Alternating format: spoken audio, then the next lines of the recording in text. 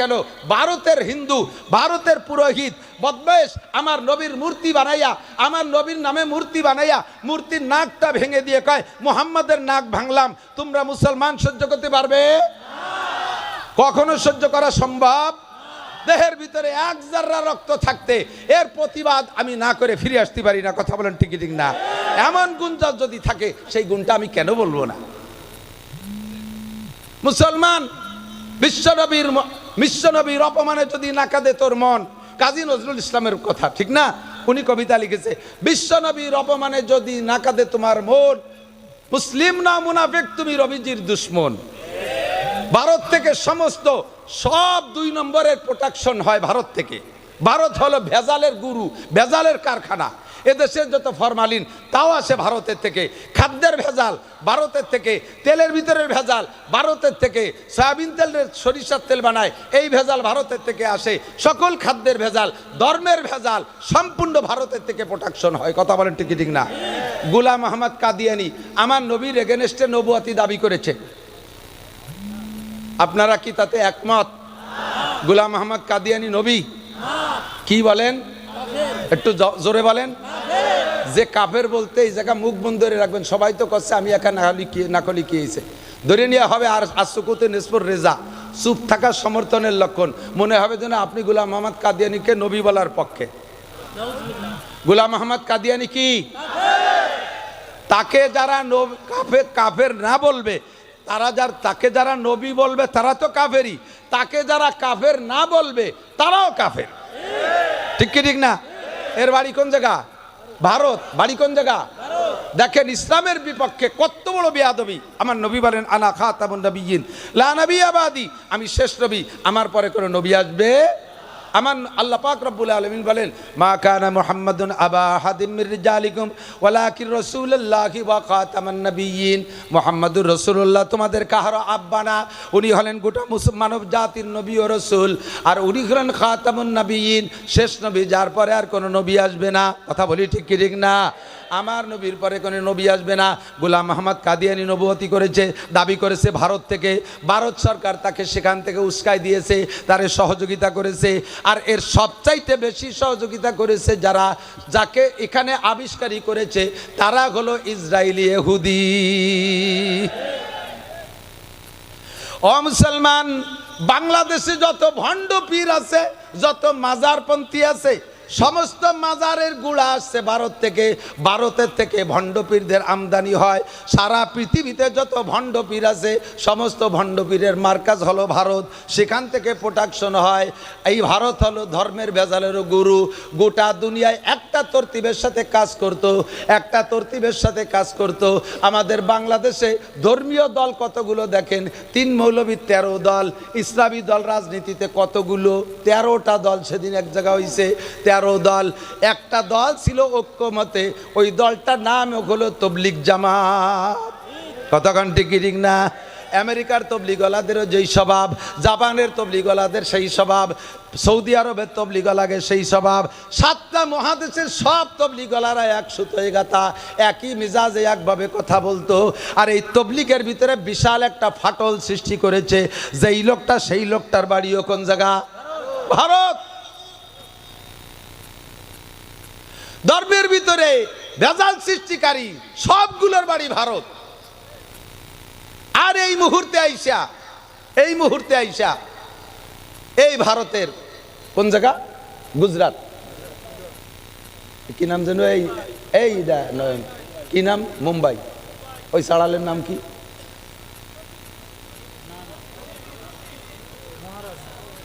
কি মহারাজ যেন নাম। আমরা এদিক তাকান, আমরা এই জায়গায় কত বয়ান করছি। এ গ্রামে মহল্লায় মাহফিল হয়। কোন মাহফিলে কোন হিন্দুদের কটাক্ষ করে আমরা কথা বলি? তাদের মন্দির মূর্তি সম্পর্কে আমরা কোনো খারাপ মুক্তি করি? এত বড় মুহূর্তে দেখেন এই মাননীয় কি বলা হয় বিগত সরকার, শেখ হাসিনার সরকার যতদিন ছিল ক্ষমতায়, অতদিন বাংলাদেশের মুসলমানদের উপরে রাজত্ব করতে হিন্দুরা। আমরা মাহফিল করতে জন্য অনুমতি নেওয়া লাগতো, হিন্দুদের পূজায় অনুমতি লাগতো না। আমাদের মাইকি সাউন্ড বেশি হয়ে যায়, এতে শব্দ দূষণ হয় বিদায় আমাদের মাইক বন্ধ করে বক্সে ওয়াজ করা লাগছে। আর হিন্দুরাই একটানা 7 দিনের দিন 10 দিন পূজার মাইক এমন জোরে ধুমধাড়াক্কা চালায়, মসজিদে মুসল্লিরা নামাজ পড়তে পারে না, তাদের অনুমতি লাগে না, তারা এভাবে শব্দ দূষণ করে দেশের রাজত্ব চালাইছে। কথা বলেন ঠিক ঠিক না? আমাদের উপরে তারাই দেশে থেকে নির্যাতন করেছে, আমরা কখনো কিছু বলি নাই, আমরা কখনো কিছু বলি নেই। আল্লাহ দে ছাড়িয়ে দিছি। আমরা তাদেরকে দেশের মেহমান মনে করেছি, মেহমানের মর্যাদায় রেখেছি। আমরা বাড়িওয়ালা হিসেবে আমরা আমাদের একটু লস মেনে নিছি। বোঝেন বাড়িওয়ালা আর মেহমানের পার্থক্য? আপনি আপনার এদিক টাকান, আপনার একটা ভাইয়ের একটা উদাহরণ দিলে বুঝতে সহজ হয়। আপনার একটা ভাইরা বাইরে আপনি দাওয়াত দিয়েছেন, এই ভাইরার একটা ছেলে 5 বছর বয়স, বহুকাল আসে না আপনাদের বাড়ি, এই বাচ্চাটা হওয়ার পরে কোনোদিন আসে নাই। আপনার আদরের শালি মোহাব্বতের ভাইরা একটা বাচ্চা হয়েছে, তাও সেরকম দেখতে, দাওয়াত দিয়েছেন, তাদেরও পয়সা করি আছে, আসছে আপনার বাড়ি বেড়াইতে। আসার পরে আপনারও 5 বছরই একটা আছে ছেলে, তো 2 খালাতো ভাই একসাথে ঘরের মধ্যে আনন্দ করে খেলাধুলা করে ফুর্তি করে। এই খেলাধুলার ভিতর দিয়ে আপনার ছেলে বাড়ির একটা গিলাস, কাঁচের একটা গিলাস, আগে ছেলে রূপবান গিলাস 1.5 টাকা দাম, মনে আছে নাকি? ওয়াসা কাঁচের গিলাস, ওই গিলাসেরটা তার হাতেতে ছুটে পড়ে ভেঙে গেছে। আপনি কি করেন? আপনার ছেলেরে যে ঘাট ঠাইসে ধরে ধমাধম 2 থাপ্পড় ভাঙ্গে ফেলাই দেবো, গুঁড়ো করে ফেলাই দেবো। আপনার বাইরা এসে ঠেকাইছে, 1.5 টাকা দামের রূপবান গিলাস ভাঙছে, আপনার ছেলে 2 থাপ্পড় দিয়ে দিয়েছেন। কিছুক্ষণ পরে আপনার বাইরের ছেলে যে বেড়াইতে আসছে, সে যাই আপনার শোকেসের মধ্যে হ্যাঙ্গার ধরে নিয়ে আসছে, হ্যাঙ্গারের ভিতরে 12টা গিলাস, বেলজিয়াম গিলাস, এক একটা গিলাসের দাম 1300 টাকা। এই 12টা গিলাস ধরিয়ে এনে স্লিপ করে পড়িয়ে সব কটা গুঁড়ো গুঁড়ো করে ফেলাইছে। আপনার ছেলে 1.5 টাকা দামের একটা গিলাস ভাঙছে, 2 থাপ্পড় মারিয়ে দিয়েছেন। এইটা আপনার ভাইরা ভাই দেখছে, সেই ভাইরা ভাইয়ের ছেলে 12টা গিলাস, এক একটা গিলাস 1300 টাকা দাম, ভাঙ্গে গুঁড়ো গুঁড়ো করে ফেলাইছে। আপনার কেমন লাগতেছে এইটা অনুভব করে আপনার ভাইরা ভাই তার ছেলেরে যায় থাপ্পড় শুরু করছে, এক করে শেষ করে ফেলাই দেবো, আর কোনোদিনে বাড়ি আনবো না। আপনি সে সময় কী করবেন বলেন তো? আপনি আপনার ভাইরা ভাইরে ধমক দেবেন, এই ছোটা ওরে মারিস না, ও ছোট মানুষ, ও কি বোঝে, ও কি বোঝে, ও গিলাস ভাঙছে কি হয়েছে, কি ওরম গিলাস আমার শোকেস ভরা রয়েছে, ওরে আর ফিরে মারলে কিন্তু খবর আছে, ওরে যদি আর মারিস ও জীবনে আমার বাড়ি বেড়াতে আসবে না, ও বলবে যে না খালা বাড়ি বেড়াতে যাবো না, ও বাড়ি গেলে খালি মার খাওয়া লাগে, ও এই বাড়িতে আর কোনো দিন আসবে না। এখন ভাইরা ভাই কি কয় যে আমারটা 12টা ভাঙলো, তাতে তুমি মারতে যাও না, তোমারটা দিয়ে 1.5 টাকা দামের একটা ভাঙছে, তারে দিয়ে 2 থাপ্পড় দিলে, ওটা হলো বাড়িওয়ালা আর ওটা হলো মেহমান। ওরে যদি 1.5 টাকা দামের গিলাস ভাঙার পরে থাপ্পড় দূরে না দেয়, ও কয়েকদিন পর আমার শোকেস ভেঙে ফেলাই দেবে, গাজারটা আসাতি যায়। একটু ইন্নালিল্লাহ পড়ি, ইন্নালিল্লাহি ওয়া ইন্না ইলাইহি রাজিউন। আমি এই জন্যই বলছি যে তোমরা এই কোরা বাদ দাও, এই কারেন্টের উপর নির্ভর করো না, একটানা জেনারেটর চালায় রাখতে হবে। আল্লাহুম্মা আরিনাল হাক্কা হাক্কান ওয়ারযুকনা ইত্তিবাআহ ওয়া আরিনাল বাতিলা বাতিলান ওয়ারযুকনা ইজতিনাবাহ। সকলে বলি আমিন। মোহাব্বতের সাথে একবার দুরূদ শরীফ পড়ে নেই। আল্লাহুম্মা সাল্লি আলা মুহাম্মাদিন ওয়া আলা আলি মুহাম্মাদ কামা সাল্লাইতা আলা ইব্রাহিম ওয়া আলা আলি ইব্রাহিম ইন্নাকা হামিদুম মাজিদ।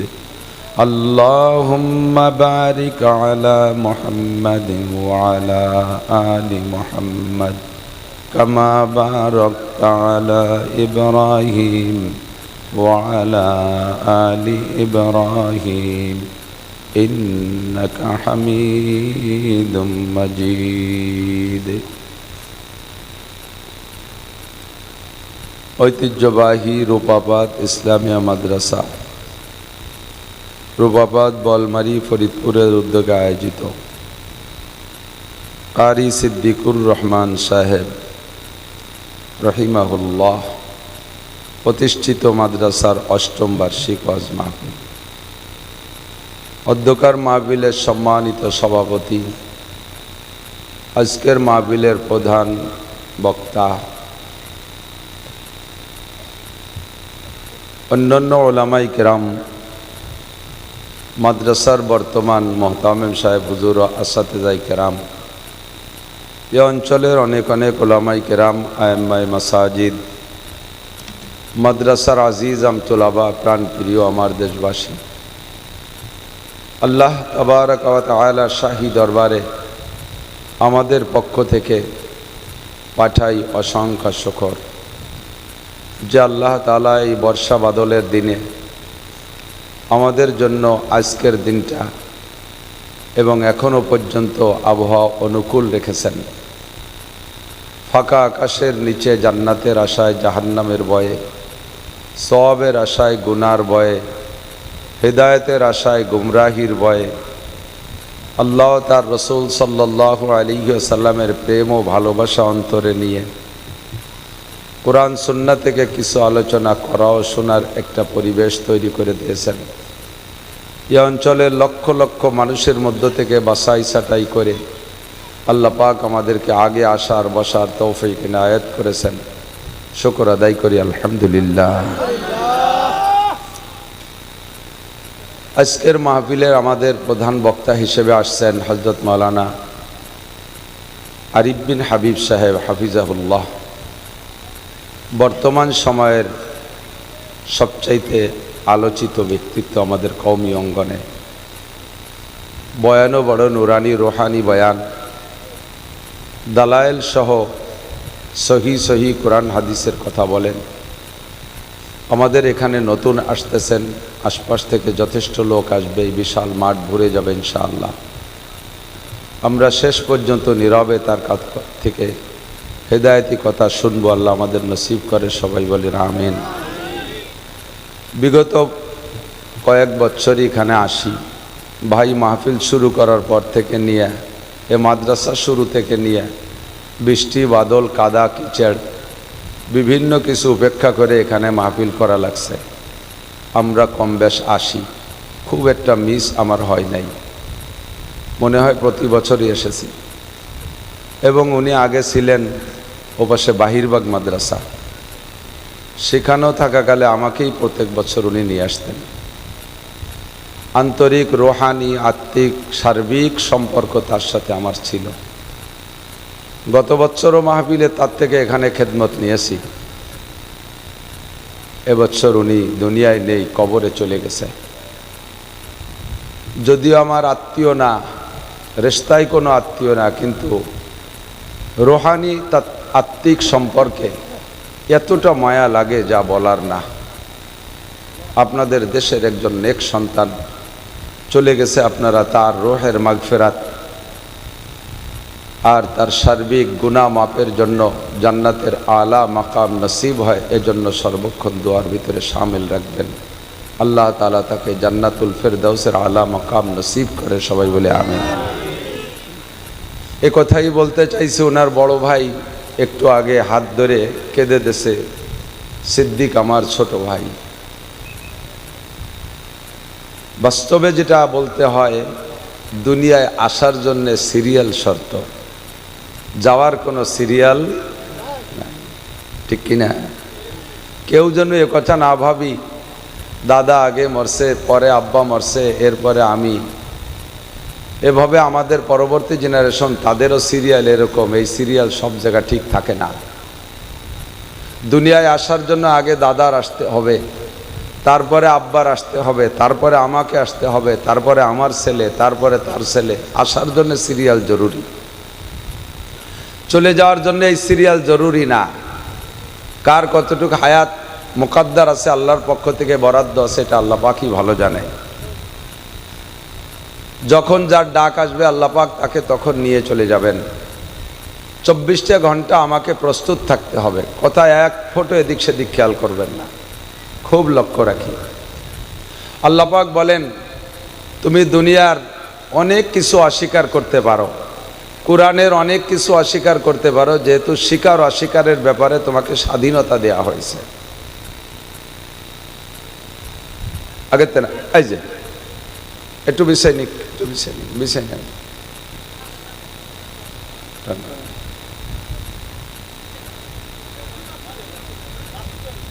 খুলে দেন, আর একটা খুলে দেন, এক মাথা নিয়ে যান খুলে, দুইটা হলে একটা টেনে আলাদা করে ফেলেন, একটা। আচ্ছা, তবু আসেন, সামনে চলে আসেন, আসেন, আগে আসেন, আগে আসেন। বক্তা শ্রোতার ভিতরে দূরত্ব বেশি হয়ে গেলে ফ্যানটা একটু হালকা বাঁকাই দেন আমার থেকে। বক্তা শ্রোতার মাঝে দূরত্ব বেশি হয়ে গেলে কথার অ্যাকশন কমে যায়, কথার জজবা কমে আসে। কারণ আমরা বলে থাকি, আর একটু ঘুরে দিন, আর একটু ঘুরে, আমার গায়ে কম দেন বাতাস, আর একটু ঘুরে দিন।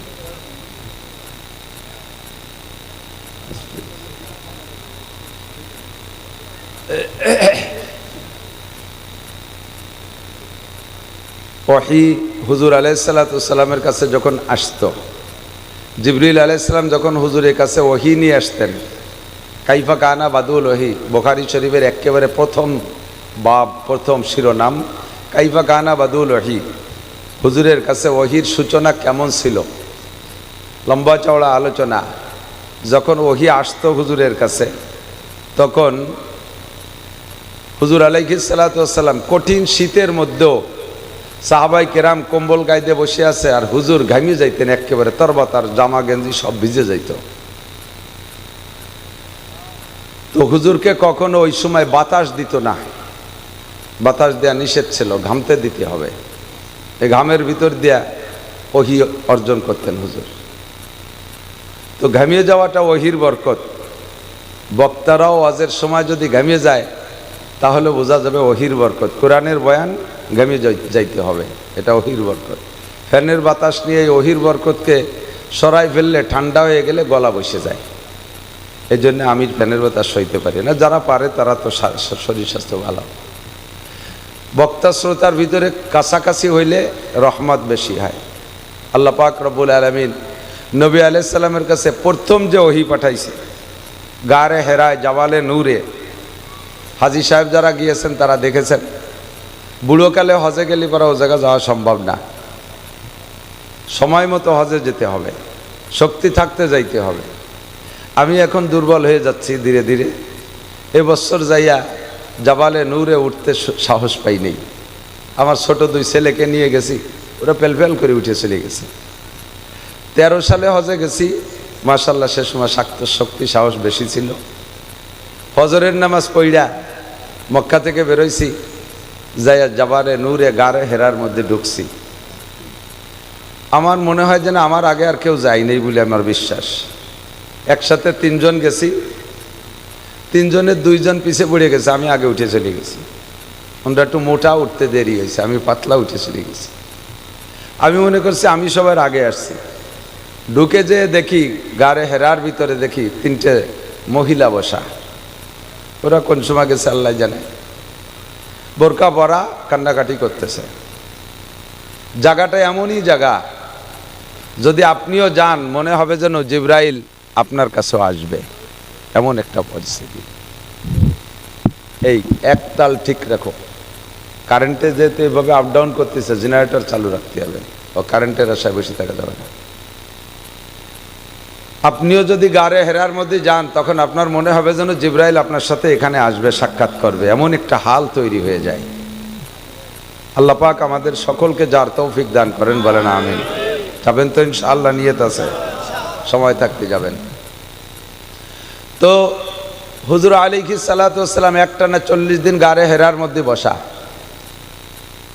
40তম দিন লাইলাতুল কদর। এই লাইলাতুল কদরে জিবরিল আলাইহিস সালাতু ওয়াস সালাম মানুষের রূপ ধারণ করে আইসা সামনে এসে বসে বলতেছেন, ইয়া মুহাম্মদ ইকরা, মুহাম্মদ পড়েন। হুজুর জবাব দিলেন, মা না বি কারি, আমি তো লেখাপড়া জানি না, কি পড়বো, পড়তেই তো পারি না। সুম্মা কালা ইকরা, আবার কয় পড়েন। সুম্মা কালা মা না বি কারি, আমি পড়তে পারি না। সুম্মা কালা ইকরা, আবার বললেন পড়েন। আবারও বললেন মা না বি কারি, বলছি না আমি পড়তে পারি না। ফাগাত্তা জিবরাইল মুহাম্মাদান সাল্লাল্লাহু আলাইহি ওয়াসাল্লাম মা সাদরিহি, জিবরিল আলাইহিস সালাম নবী আলাইহিস সালামকে বুকের সাথে লাগাইয়া একটা চাপ দিলেন। তো চাপটা এ পরিমাণ ছিল, জিবরাইলকে তো আল্লাহ তাআলা চাপের একটা মেজারমেন্ট দিয়ে দিয়েছে। এত জোরে চাপ দেবা না যাতে তোমার চাপে মোহাম্মদ সাল্লাল্লাহু আলাইহি ওয়াসাল্লামের সিনের হাড় ভেঙে যায়। আবার হালকা চাপ দিয়ে ছেড়ে দিলেও দুইটা জিনিস একসাথে মিশতে হলে তো পরিমাণ মতো একটা চাপ লাগবে। একটু চাপ দেবা যাতে তোমার ভিতরে যা আছে তা জিবরাইলে তা মোহাম্মদ সাল্লাল্লাহু আলাইহি ওয়াসাল্লামের ভিতরে ঢুকে যায়। পরিমাণ মতো চাপ দিয়ে ছেড়ে দেশে এবার কা ইকরা হুজুর পড়া শুরু করছেন। ইকরা বিসমি রাব্বিকাল্লাযী খালাক খালাকাল ইনসানা মিন আলাক ইকরা ওয়া রাব্বুকাল আকরাম। 5টা আয়াত পড়ে ফেলেছে। এই 5টা আয়াতই জিবরাইলের সিনা থেকে হুজুরের সিনায় চলে গেছে। সিনা থেকে সিনার মধ্যে এলেম যায়। কতক্ষণ সিনা থেকে সিনার মধ্যে? তো দুইজনের সিনা তো কাছাকাছি হইতে হবে। একজনের সিনা যদি 20 হাত দূরি হয় আর বলনেওয়ালা সিনা যদি 20 হাত দূরি হয় তাহলে তো সিনার থেকে সিনায় যায় না। যদি এই কথাটা বর্তমান বা কোনো কালের বিজ্ঞানীরা আর বস্তুবাদীরা স্বীকার করে না যে সিনার থেকে সিনার মধ্যে কি করে যায়, বস্তা বস্তা বই পুস্তক পড়াই, তারপরও 10টা 5টা 7টা প্রাইভেট মাস্টার দিয়ে পড়াই, এরপরও ম্যাট্রিক পাস করতে পারে না। আর বুকের সাথে বুক মিশাইলে এই বুকের চেয়ে ওই বুকের মধ্যে এলেম চলে যায়। মৌলবীরা একটা ফাও কথা জীবন ভরিয়ে কয়। এটা ফাও কথা না আসল কথা? তোমাদের প্রযুক্তি এর প্রমাণ করে দেয় যে সিনার থেকে সিনার মধ্যে যাইতে পারে। কতক্ষণ? এটা মোবাইল না, এর মধ্যে একটা মেমোরি আছে, মেমোরি কার্ড আছে না নাই? 32 জিবি। এটার মধ্যে আরো বড় জিবি আছে। তো এই 32 জিবি একটা মেমোরি কার্ড ভরা অনেক কিছু, গজল আছে, হামদ আছে, নাত আছে, ওয়াজ আছে, তেলাওয়াত আছে, কোরআন শরীফের কারীদের কেরাত আছে, এর প্যাড ভরা সব কিছু লোড দিয়ে আছে। এইটা লোড দিছি আজ 5 বছর ধরে মোবাইলটার বয়স, এই 5 বছর পর্যন্ত লোড দিছি। আর একটা মোবাইলের মধ্যে নিতে কি 5 বছর লাগবে? অল্পক্ষণের মধ্যে নেওয়া যায় কি না? ব্লুটুথ কানেকশন দিয়ে 2টা মোবাইল সিনের সাথে সিনে মিশে এক জায়গায় শোয়াই তুলি, অল্পক্ষণের মধ্যে এর পেটে যা আছে সব ওর পেটে চলে যায়, যায় কি না? তো তুমি মানুষ, তোমার একটুক একটা মাথা, বিলের মাথার মতো মাথা, ওর মধ্যে ফটাখানিক গিলু, তাই দিয়ে যদি এমন আবিষ্কার করতে পারো যে একটা জড় পদার্থ মোবাইল, এর সিনার মধ্যে যা আছে তাই যদি আর একটা মোবাইলের সিনার মধ্যে ব্লুটুথ কানেকশন দিয়ে সিনার সাথে সিনা মিশাই তুলি যদি ঢুকে যায়, তাহলে আল্লাহ পাক রব্বুল আলামিনের কুদরতে কামেলা জিবরাইলের সিনার থেকে রাসূলুল্লাহ সাল্লাল্লাহু আলাইহি ওয়াসাল্লামের সিনার মধ্যে, পীর সাহেবের সিনার থেকে মুরিদের সিনার মধ্যে, বক্তার সিনা থেকে শ্রোতার সিনার মধ্যে, উস্তাদের সিনার থেকে ছাত্রের সিনার মধ্যে যাইতে পারে কি পারে না? ফামা জওয়াবুকুম ফাহুয়া জওয়াবুনা। যে জবাব তোমরা দিবা ওই জায়গা, ওই জবাবে আমাদের জবাব। আমি মাঝে মাঝে বলে থাকি, আমাদের বলা অনেক কিছু নিয়ে তারা ব্যঙ্গ করে, ঠাট্টা করে, সব কিছু তাদের আবিষ্কারের মধ্যে জবাব আছে। কতক্ষণ? যেমন ধরে নেন, আমরা বলি কারি সিদ্দিকুল ইসলাম সাহেবের কবরের কাছে গিয়ে অথবা এই জায়গায় বসে আমরা 3 বার কুলুসুরো পড়বো। সকলে একবারও যদি পড়ি, 3 বারই জরুরি না, একবার পড়লে 10 পারা কোরআন শরীফ সব চলে যাবে। বলেন না সুবহানাল্লাহ? আমরা হুজুরের নিয়ত করে মোনাজাত করা লাগবে না, একবার পড়ে ফেলি। তাহলে এখানে কত মানুষ আছে? 1000 খানিক মানুষ আছেন। তাহলে 900 যদি হয় তাহলে 300 খতম কোরআন শরীফের সওয়াব চলে যাবে। পড়েন সবাই একবার, বিসমিল্লাহির রহমানির রহিম। কুল হুয়াল্লাহু আহাদ আল্লাহুস সামাদ লাম ইয়ালিদ ওয়া লাম ইউলাদ ওয়া লাম ইয়াকুল লাহু কুফুয়ান আহাদ।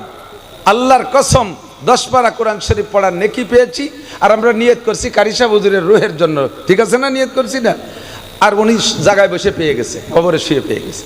তো ওনার কবর তো সম্পূর্ণ একেবারে টাইট করা, দরজা জালনা কিচ্ছু নাই, ফুটো ভাগ নাই, তা ঢোকলো কোন জায়গায় দিয়ে? নেকি ঢোকে কোন ভাগ দিয়ে? তো বলবো তোমারও যে ভাগ দিয়ে ঢোকে ও জায়গাও সেই ভাগ দিয়ে ঢোকে। চট্টগ্রামের থেকে মোবাইলে বিকাশে টাকা পাঠালে এই মোবাইলই ঢোকে, ঢোকে ঢোকে। বিদেশের থেকে পাঠাইলেও ঢোকে, ইদানিং আমেরিকার থেকে পাঠাইলেও ঢোকে, জাপানের থেকে পাঠাইলেও ঢোকে। এই মোবাইলের মধ্যে টাকা ঢোকে কোন ভাগ দিয়ে? কয় যে বাঁচতে ফুটো ফুটো আছে। তো ডোয়ার সময় কি দেখছো টাকা ঢুকলো? এ টাকা যদি আকাশ দিয়ে উড়িয়ে এসে ঢুকতো তাহলে এক মোবাইলে ঢুকতো না, পথে জাল পাইতে মানুষ বসে থাকতো, পথেতে রেখে দিত। কতক্ষণ না? তো তোমার একটুক একটা মাথার একটুক গিলু দিয়ে যদি এমন আবিষ্কার করতে পারো যে ওই আমেরিকার থেকে টাকা পাঠাইলে তোমার মোবাইলের মধ্যে ঢুকতে সময় দেখিলে আবার ঢোকা হয়ে যায়, বেরোনোর সময় বেরোনো যায়। তোমার আবিষ্কার যদি এরকম হয়, আমার আল্লাহ পাক রব্বুল আলমিনের কুদরত এর চাইতে লক্ষ কোটি গুণ পাওয়ারওয়ালা। আমরা বিশ্বের যেখানে বসে সূরা ইখলাস পড়বো, আব্বার কবরে চলে যেতে পারে, কারি সাহেবের কবরে যেতে পারে, আরেকজনের কবরে যেতে পারে, পারে কি পারে না? ক্ষমা জবাকুম ফাওয়া জবাবুনা। এই জন্য আমরা বক্তা শ্রোতা কথা বলার জন্যে আমরা তৃপ্তি বা একটু কাছে কাছে আসলে এখন ভালো লাগবে ইনশাল্লাহ, সব বক্তাই খুশি হবে। আল্লাহ পাক বক্তাদের জবান থেকে জরুরি মূল্যবান কথা বের করে দিক, সবাই বলে আমিন। আপনি অস্বীকার করতে পারেন, আমি যে কথা বলতেছিলাম, অস্বীকারের স্বাধীনতা আছে, স্বীকারেরও স্বাধীনতা আছে। ফামান শাআ ফালইউমিন ওয়া মান শাআ ফালইয়াকফুর। যার মনে চায় মানো। কে বলেছে? একটু বলেন, কে বলেছে? মুখ দিয়ে একবার বলেন না, কে বলছে? 4000 নেকি পেয়ে গেছেন। এই জায়গাটা নেকির কারখানা, যদিও পোল্ট্রির গন্ধ আসতেছে তবুও নেকির কারখানা। একদিনের জন্য তো আর ফার্ম বন্ধ করে দেওয়া যায় না, একটু কষ্ট করে ধৈর্যের সাথে বসতে হবে। লোক আসবে প্রচুর, এইরকম একটা মাঠ ছাড়া তো আরিফ বিন হাবিবের মাঠ হয় না। আল্লাহ একবার আল্লাহ বললে কয়টা নেকি ভুলে গেছে, একটু সবক দেন না। কয় নেকি? 4000 নেকি, আরো বেশি দিতে পারে আল্লাহ। আমি তো গরিব মানুষ বলে কম কইছি। এক মাহফিলি কালেকশনের জন্য কইলাম যে ভাই 5000 টাকা দেবেন কে? একজনকে আমি 5 লাখ দেব। আমি ভয়তে তো 5 লাখ চাই নেই, যে আমি হলো ছোট বড়াইনি মানুষ, আমি 5000টা অনেক বড় মনে করতেছি, উনি 5 লাখ দিয়ে ফেলাইছে। আমি গরিব মানুষ, ছোট মানুষ, 4000-এর কথা বলছি। আমার আল্লাহ 4 কোটিও দিতে পারে কি পারে না? তো কেন আল্লাহর নামটা মহব্বতের সাথে নেব না? আল্লাহ পাক রব্বুল আলামিন স্বাধীনতা দিয়েছে, তুমি আমাকে মানলেও মানতে পারো, না মানলেও না মানতে পারো। আমরা বিশ্বাস করলেও করতে পারো, না করলেও না করতে পারো। কবর আযাব আছে, বিশ্বাস করলেও করতে পারো, না করলেও না করতে পারো। এর স্বাধীনতা তোমার আছে, যেহেতু তুমি দেখো নাই। ফেরেশতা আছে না নাই? মানতেও পারেন, না মানতেও পারেন। জান্নাত আছে না নাই? মানতেও পারেন, নাও মানতে পারেন। জবরদস্তি নাই, লা ইকরাহা ফিদ্দীন, ধর্মের মধ্যে কোনো জবরদস্তি নাই। পুলসিরাত আছে না নাই? হাসর নাসর হবে কি হবে না? মিজানের পাল্লায় মাপামাপি আছে না নাই? এ সব কিছু আছে, তবে আপনি মানতেও পারেন, নাও মানতে পারেন। না মাননেওয়ালাকে আল্লাহ তাআলা ধরে ধরে পিটাই পিটাই মানায় না, মাননেওয়ালাকে সাথে সাথে আল্লাহ তাআলা মিষ্টি পাঠাই দিয়ে খাওয়ায় না। কতক্ষণ? ওয়ামান শাআ ফালইউমিন ওয়া মান শাআ ফালইয়াকফুর। যার মনে চায় মানো, আর যার মনে চায় না মানো না। তবে মানলে তোমার লাভ। মানে ইহতাদা ফা ইন্নামা ইয়াহতাদি লিনাফসি। যে ব্যক্তি হিদায়াতের বাণী গ্রহণ করবা, কথাকে মেনে নিবা, হিদায়াতের বিশাল একটা প্রতিদান আছে, সেইটা সেই পেয়ে যাবা। ওয়ামান দাল্লা ফা ইন্নামা ইয়াদিল্লু আলাইহা। আর হিদায়াতের বাণী ত্যাগ কইরা এইটাকে অস্বীকার করে গুমরাহির পথ যে বেছে নিবা, তার গুমরাহির একটা ফলাফল আছে, গুমরাহির একটা প্রতিদান আছে, ওইটা তাকেই বহন করিতে হইবে। আল্লাহ তাজিরু ওয়াজিরাতুম বিজরা উখরা। একজনের বোঝা আর একজনের গাড়ে উঠাই দেওয়া হবে না, যার যার বোঝা তাকেই বহন করিতে হইবে। আল্লাহ পাক বলেন, জান্নাত না মানতে পারো, জাহান্নাম না মানতে পারো, পুলসিরাত না মানতে পারো, কোরআনকে বিশ্বাস না করতে পারো, আসমানি কিতাব না মানতে পারো, নবী রসুলকে তুমি নাও মানতে পারো, ফেরেশতা আছে নাও মানতে পারো, কিয়ামত হবে তাও না মানতে পারো, আরে কবর আযাব আছে তাও তুমি না মানতে পারো। আমার শরীয়তের যত যা কিছু আমি বলেছি একটাও তুমি না মানলে না মানতে পারো।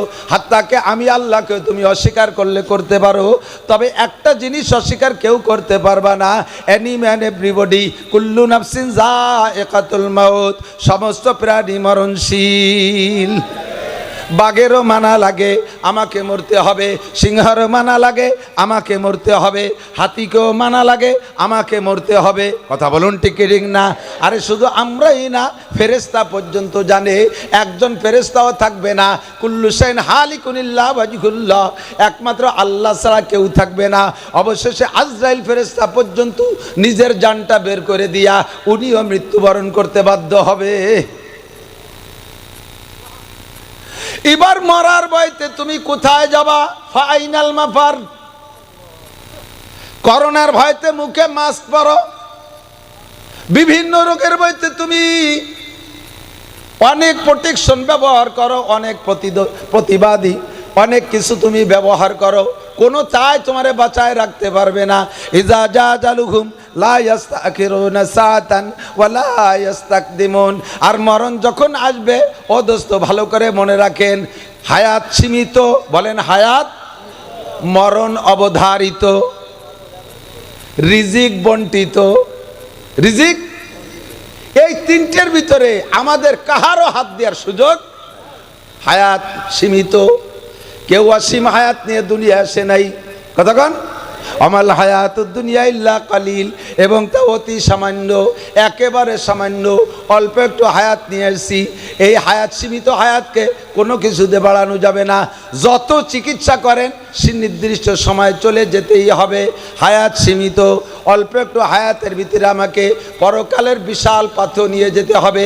আর দুনিয়া মাজরাতুল আখেরা, লক্ষ্য করি, খেয়াল করি, এই দুনিয়া হলো অল্প একটু হায়াত। অল্প একটু হায়াতের ভিতরে এই হায়াতটাকে বলা হয় দুনিয়ার এই জিন্দেগিটা হলো আখেরাতের জন্য খেতি, আখেরাতের জন্য খেত জমি। এখান থেকে কামাই কইরা আমাকে অনাদি অনন্তকালের সুখ শান্তি আমাকে সেখানে গিয়ে উপভোগ করতে হবে। অল্প একটু সময়ের ভিতরে ইনকাম করে যেতে হবে, তবে এই সময়টুর কোনো সীমাবদ্ধতা নেই। আরে এদিক তাকান, আল্লাহ তাআলা এর জন্য হায়াতের একটা সীমাবদ্ধতা কেউরে আগে জানায় না দিয়ার কি হিকমত আল্লাহই ভালো জানে।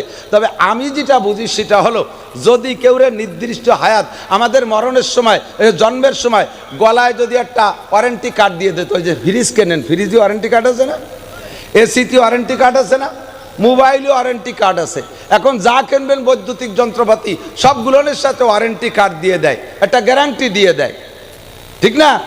এর ভিতরে নষ্ট হয়ে গেলে আপনারে পাল্টাই দেবে অথবা সারিয়ে দেবে। কিন্তু আমার এই জিন্দেগির জন্য একটা ওয়ারেন্টি কার্ড আল্লাহ দেয় নাই। কেন দেই নাই? যদি কের গলায় জন্মের সময় জুলোই দিত তুমি 60 বছর বাঁচপা, তাহলে ওই লোকটা 60 বছর বাঁচত না। কেন? প্রত্যেক দিন ওই কাঠ ধরে দেখতে, আরে আল্লাহ এদি 1 বছর চলে গেছে, আর কয়দিন ঠেলে ঠুলে গোটা 30 বছর পার করলিও 30-এর পরে যাইয়ে দিন গুনতি গুনতি ওই স্টক করে মরিয়ে যেত আগে।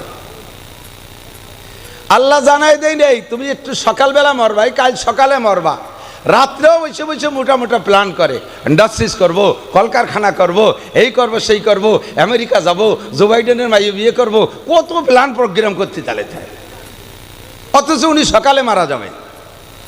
কতক্ষণ ঠিক কি ঠিক না? এখন চলে সবার যাইতেই হবে, চলে সবার যাইতে হবে। যার বাস্তব প্রমাণ আমাদের সামনে থেকে কারি সিদ্দিকুল ইসলাম সাহেবও চলে গেছে। আমার মনে হয় না যেন কে চলে গেছে, আমার মনে হয় না যেন মারা গেছে। কিছু কিছু মানুষের মরণের পর এইরকম মনে হয়, ঠিক কি ঠিক না? আর হৃষ্টপুষ্ট একটা মানুষ, বড় শরীফুন নসব একটা মানুষ, ভদ্রলোক একটা মানুষ, নামে আর কামে বড় মিল ছিল। কিছু কিছু নামের একটা ক্রিয়া থাকে, নামের একটা ক্রিয়া থাকে। সিদ্দিক নামের মানুষগুলো দুই একটা ব্যতিক্রম থাকতে পারে, সিদ্দিক নামের মানুষগুলো বেশিরভাগই ভালো হয়, সত্যবাদী হয়। আবু বকর সিদ্দিক রাদিয়াল্লাহু তাআলা আনহু, ঠিক না? আমার বিশ্বাস ভাইকে আল্লাহ তাআলা কিয়ামতে আবু বকর সিদ্দিকের সাথে পার করে দিবেন আল্লাহ তাআলা। নামের বরকত থাকে। কিছু কিছু যেমন মজনু, মজনু একটা নাম, মজনু, এই মজনু নামের মানুষ পাগলামি আরে বেশি। আমাকে এক সাথী ছিল ছোটবেলায় মজনু নাম, তার পাগলামি জ্বালায় হুজুররাও অস্থির, পরে কর নাম পাল্টাও, পরে নাম পাল্টায় ইমদাদ নাম রাখছে, পরে আস্তে আস্তে শান্ত হয়ে গেছে। কিছু কিছু নামের বরকত থাকে। তো সিদ্দিক নামও বড় বরকতি নাম, সত্যবাদী। কিবাদী বলেন? সত্যবাদী। আল্লাহ তাআলা ভাইকে মাফ করে দিক, বলেন আমিন। তো অল্প সময়ের ভিতরে চলে গেছে, সময় যখন হয়ে গেছে কেউ বলা যাবে না যে অকালে মৃত্যু হয়েছে। কের ওয়াকালে মৃত্যু হয় না। 5 বছরেরটাও কাল অনুযায়ী মরছে, 10 বছরেরটা মরছে, সেও তার কাল শেষ হয়ে গেছে মরছে, 16 বছরেরটা মরছে, সেও তার কাল শেষ হয়ে গেছে। ওয়াকালে কের মরণ নাই। সবার যে কাল আল্লাহ তাআলা ধার্য করেছেন, আল্লাহ পাক বলেন কুল ইন্নাল মাউতাল্লাযী তাফিরুনা মিনহু, বলে দাও উম্মতের কাছে যেই মরণের ভয়তে তুমি পালায় বেড়াচ্ছ, তাফিরুনা মিনহু ফাইন্নাহু মুলাকিকুম, ওই মরণে তোমার সাথে সাক্ষাৎ করবেই করবে। ফাইন্নাহু মুলাকিকুম, তুমি যেখানেই থাকো না কেন সে জায়গা যে তোমার মরণে ধরবে, যেটা তোমার টাইম আছে সেই সময় মরবে। আল্লাহ পাক বলেন 5টা বিষয় তুমি জানো না। ইন্নাল্লাহা ইনদাহু ইলমুস সাআ, কিয়ামত কবে হবে এটা তোমারে জানতে দেই নেই। ওয়াইনাজিল গাইস, কোন মেঘে বৃষ্টি নামবে এটা তোমারও জানতে দেব না। ওয়াইনাজিল গাইস ওয়ায়ালামু মা ফিল আরহাম, কোন নারীর পেটে সন্তান আছে, কি সন্তান আছে, এইটা তোমাদেরকে আগের থেকে জানতে দেব না বাচ্চা পেটে আসার আগে। আর ওমা তাদরি নাফসুম মা যা তাকসিবু গদা, আগামীকাল কে কি ইনকাম করবে এইটা কেউ আল্লাহ তাআলা অ্যাডভান্স জানতে দেন নাই। ওমা তাদরি নাফসুম বিআইয়ি আরদিন তামুত, কে কোন জায়গা যে মারা যাব এইটা কেউ আল্লাহ তাআলা জানতে দেয় নাই। কে কখন মারা যাবে, যার যেখানে মরণ আছে তাকে সেখানে যেতেই, আমি আপনিও মারা যাব। সংক্ষিপ্ত কথা হলো, সময় আমার কম, আজকে এখানের দাওয়াত রাখতে চাইনি। তারপরও কারি সাহেবের কথা শুনে আমি সব ঝামেলা বাদ দিয়ে অল্প একটু সময় এখানে ওনার ইসালে সোয়াবের জন্যে, ওনার জন্য দোয়া করার জন্যে আসছি। সুপরামর্শ একটা হলো, আল্লাহ নবী বলেন উজকুরু মাহাসেনা মাউতাকুম, খুব খেয়াল করব। তোমাদের ভিতরে যারা মারা যায় তাদের ভালো গুণগুলো আলোচনা করবা, তাদের গুণগুলো আলোচনা করবা, তাতে লাভ কি? পরিষ্কার হাদিসে আছে, হুজুর একদিন এক জানাজার পাশে দাঁড়ায় বলেন, যদি তোমরা কোনো মৃত্যু ব্যক্তি সম্পর্কে 40 জন মানুষের সাক্ষী দাও যে লোকটা ভালো ছিল, তাহলে আল্লাহ পাক তাকে ভালো বিবেচনা করে মাফ করে দিবেন। কুমাইতে কুমাইতে সাহাবায়ে কেরাম নিয়ে আসলেন মাত্র 3 জনের মধ্যে। হুজুর লাস্টে বললেন, 3 জন মানুষও যদি মন থেকে বলো লোকটা ভালো ছিল, লোকটা এই গুণের অধিকারী ছিল, আল্লাহ তাআলা তাকে মাফ করে দেবেন। আমাদের মধ্যে কেউ যদি এরকম আমাদের প্রশংসার বদৌলতে ক্ষমা পেয়ে যায়, তাহলে আমাদের কোনো লস আছে? কোনো লস আছে? কাজেই আমরা প্রশংসার সাইডটা রাখবো, তবে প্রশংসা করতে হবে ভালো দিক দিয়ে। আমি আগে একদিন ইউটিউবের ভিতরে একটা জানাজার ভিতরে জানাজায় দাঁড়াইলে তো মানুষ সেইগুলো বলা বলি করে, আর কোনো কোনো এলাকায় প্রথা আছে, জিজ্ঞেস করে উনি কেমন ছিলেন, সবাইকে ভালো ছিল, উনি কেমন ছিলেন, ভালো ছিল। এইটা নিয়ম না, এইটা নিয়ম না। কারণ ওই গতানুগতিক বলতে খারাপ ছিল জানে কেউ কেউ, সে ওই তালে তালে মিথ্যে কথা কয় ভালো ছিল। কিন্তু ওই জায়গায় দাঁড়ায় দেখতেছি নেতারা দাঁড়াইয়া ওই মাইয়েতের প্রশংসা করতেছে, কয়েকজনে কয়েক রকম বলছে, তো একজনে বলতেছে উনি বড় ভালো মানুষ ছিলেন, আমাদের সাথে কত যে কনসার্ট করছেন, কত জায়গা উনি গান গেয়েছেন, আর কত যে উনি ড্যান্স করতেন, উনার ড্যান্স মেয়েদের চেয়ে সুন্দর ছিল, উনি বড় ভালো ছিলেন। ফেরেশতারা কি কয় জানেন? তোর ড্যান্স করাটারে খালি আমাকে রেঞ্জের মধ্যে পাঠা, কবরে দে, ওরে মাজা বাড়ো ভাঙ্গি বেলায় তো ড্যান্স করায় ছাড়িয়ে দেব। গান গাইতে ভালো, সুদ খাইতেন ভালো, ভালো ঘুষ খাইতেন, এদেশের মানুষের কাছে যথেষ্ট পাইছেন, এদেশে ভালো ভালো কিছু করেছেন। রাতের বেলা উনি চুরি করতেন, উনি ফার্স্ট ক্লাস ডাকাত ছিলেন, ডাকাতির লিডার ছিলেন, উনি 1 নম্বর মিথ্যাবাদী ছিলেন, এগুলো করার দরকার নাই। সেদিন একটা জানাজা পড়াইছি, সেই জানাজার যে মাইয়েতের উদ্দেশ্যে ওই মসজিদ মহল্লার ইমাম সাহেব সাক্ষী দিচ্ছেন, উনি বাড়ি আসছেন খুলনা থেকে আজ থেকে 12 বছর আগে। এই 12টা বছর আমি এই মসজিদের 16 বছর ইমাম, উনি আসছে 12 বছর বাড়ি। 12 বছরের ভিতরে একটা ওয়াক্ত জামাতের নামাজ ওনার মিস হতে দেখিনি। ইমাম সাহেব যদি মুসল্লি সম্পর্কে এমন সাক্ষী দেয়, এবং উনার কোরআন শরীফ পড়াটা এত সুন্দর ছিল যে আমার অনুপস্থিতিতে উনি আমার স্থানে ইমামতি পর্যন্ত করতেন। আমি ঘুম থেকে না উঠলেও ফজরের সময় এসে আমাকে ডেকে উঠাইতেন। আমার জানা মতে উনি তাহাজ্জুদও ছাড়তেন না। এই জাতীয় প্রশংসার কথাগুলো ওই লোকটার মরণের পরে বিশাল উপকারে আসে। আমাদের যদি জানা থাকে, আমি যেটা জানি কারি সিদ্দিকুল ইসলাম সাহেব ভাইয়ের সম্পর্কে, আমার সাথে কোনোদিন উনি টকিঝকি করেন নাই, মানুষের উপরে প্রেশার ক্রিয়েট করতেন না।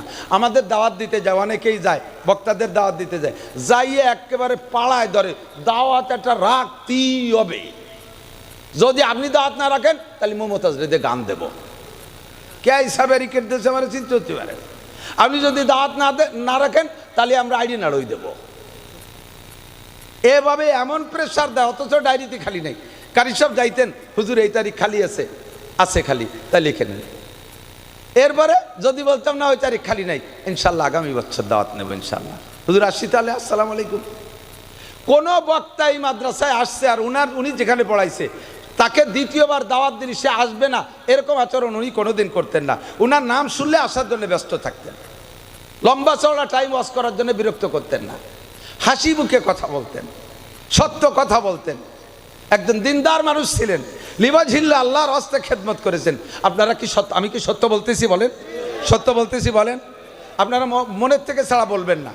আর স্থানীয়ভাবে আপনাদের লেনদেন কেমন ছিল সেটা জানি না, আমি গুণটা এজন্য বলতে বাধ্য। দোস্ত, হযরত ঈসা আলাইহিস সালাতু ওয়াস সালাম একবার সাথীদেরকে নিয়ে রাস্তা দিয়ে হাঁটতেছে, হাঁটতে হাঁটতে হাঁটতে হাঁটতে কত দূর যাইয়া রাস্তার পাশে দেখে উনার চোখের সামনে পড়ে গেছে একটা মরা বিলেই, বিড়াল মরা, এদিক একটা বিড়াল মরা। তো মরা বিড়ালটার মরিয়ে তো গেছেই, এরপরে পচছে, পচার পরে পোকা হয়ে গেছে। এই জাতীয় প্রাণী মরলে পোকা হয়, চোখে জীবনে একটা দূরে দেখছেন নাকি আমি জানি না, পোকা এত হয় যে ভিতরে নিচে যে মুর্দা আছে তাও দেখা যায় না, খালি পোক হয়ে যায়, এমন একটা অবস্থা। আমি যেভাবে বলছি আমার নিজেরই ঘৃণা লাগতেছে। হযরত ঈসা আলাইহিস সালাম ওই পচা পোকাওয়ালা মরা বিড়ালের কাছে দাঁড়াই গেছে। সব সাথীদেরকে ঈসা আলাইহিস সালামের সাথীদেরকে বলা হয় হাওয়ারি, আর আমার নবীর সাথীদেরকে বলা হয় সাহাবী। তে হাওয়ারিয়া ঈসা আলাইহিস সালাম সকলকে দাঁড় করে বলছে, এই তোমরা দাঁড়াও। দাঁড়াইয়া বলতেছে, দেখো তো এই বিড়ালটার কোন জায়গা ভালো আছে, খুব খেয়াল, দেখো তো বিড়ালটার কোন জায়গা ভালো আছে। সবাই এক এক নজর দেখে, হুজুর একটু সরিয়ে চলেন, ওই দিকে যে কই, এ তো চোখ দিয়ে দেখা যায় না, গন্ধ আসতেছে, আবার দেখার মতো কিছু নেই। কয় না এই জায়গাতে বলি যেতে হবে, কয় যে হুজুর ওর কোনো জায়গা ভালো নাই, সরেন দি। তো হুজুর তিনবার জিজ্ঞেস করছে, ভালো করে দেখো এর কোন জায়গা ভালো আছে। তো কেউ কইল না যে কোনো জায়গা ভালো আছে, সারা গা পোকা হয়ে গেছে। তো হযরত ঈসা আলাইহিস সালাম সাথীদেরকে সরাই নিয়ে বলতেছে, বলো তো ওর তো কোনো জায়গা ভালো নাই, ওর দাঁত কয়টা ভালো আছে না? কয় যে হ্যাঁ হুজুর, দাঁত কয়টা একেবারে ফকফকে সাদা, কারণ ও তো কোনোদিন পান বিড়ি খায়নি, পান খালি না কালা হয়ে যায়, লাল হয়ে যায়, ওর দাঁত কয়টা খুব সাদা। তো হুজুরকে বললেন যে হুজুর বললেন আমি তোমাদের কাছে জিজ্ঞাসা করলাম যে ওর ভালো আছে কোন জায়গা, তাই কও। কেউ কইলে না, সবাই কও লেজে পোকা ধরছে, ঠ্যাঙে পোকা ধরছে, মাথায় পোকা ধরছে, বডি পোকায় ধরছে, সারা গা পোকা, দাঁত কয়টা ভালো, ভালো টুক তো কেউ কও না, সব জায়গা খারাপ তা কও কে? আমি তো খারাপ জিজ্ঞেস করি নাই, আমি কি বলছি কোন জায়গা খারাপ বলো, কোন জায়গা পোকা তা বলো, আমি তো খারাপের কথা জিজ্ঞেস করি নাই, আমি বলছি ভালো কোন জায়গা, দাঁত কয়টা ভালো আছে। আমি বলার পরে সাক্ষী দিয়ে কি নাম, মুম্বাই, ওই সাড়ালের নাম কি,